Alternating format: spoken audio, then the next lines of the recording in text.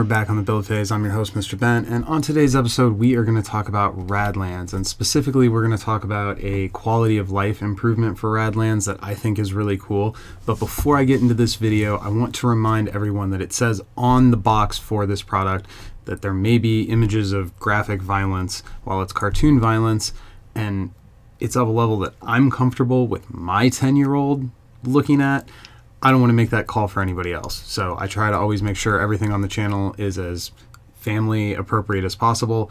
Maybe if you have small kids that are sensitive to cartoon violence, the time to turn this off and watch it without them is now. So I didn't notice this in my unboxing, but I'm about to show you something very violent.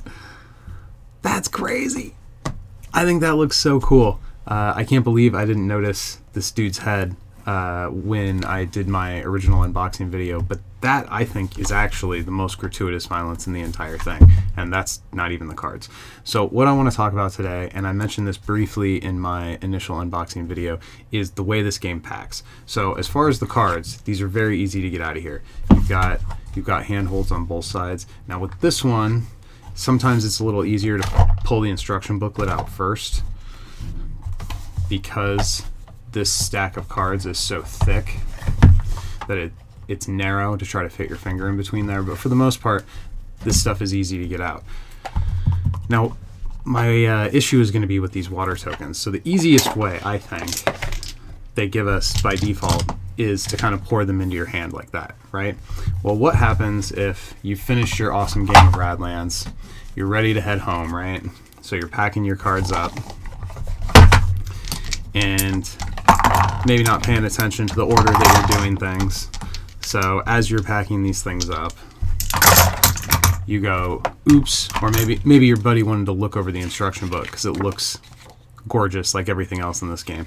Either way, you end up, uh-oh, it's time to put the instruction book away. Oh, I already put my water tokens in. Oh, now it doesn't fit. Well, okay, I can pull these out pretty. Oh, no, it's already getting deep enough that they're hard to reach, and you're pulling on things. Okay, well, I don't want to unpack the whole game.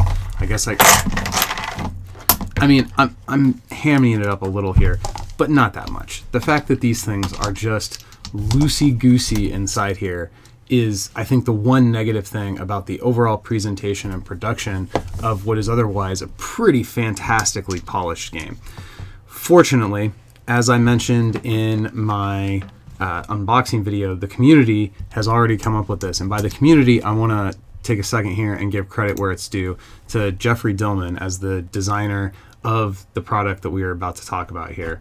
And this is the original Facebook post. I'll have a link to the Radlands community in the description of the video below, and if you go there you'll be able to find that there. But the other thing I'll have a link to in the description below is actually the link to his Thingiverse page, which is where you can get the files for these. Now you'll notice these are the same pictures that appeared in the Facebook post. So if you yourself have a 3D printer, you go here. This is where you click to download the files. If you are friends with somebody who has a 3D printer, this is where you click to download the files. And then this right here is where you click to tip Jeffrey for coming up with such a cool, just quality of life improvement over what we were given in the base box, which I'm going to show you here in just a second. Now, if you don't have access to a 3D printer, we may have something for you as well. But first, let's show off how cool these things are. So this is just a basic twist cap. There's little nubs here that fit within these, like the legs that come off the lid, and it's very smooth. So your water loads up like so.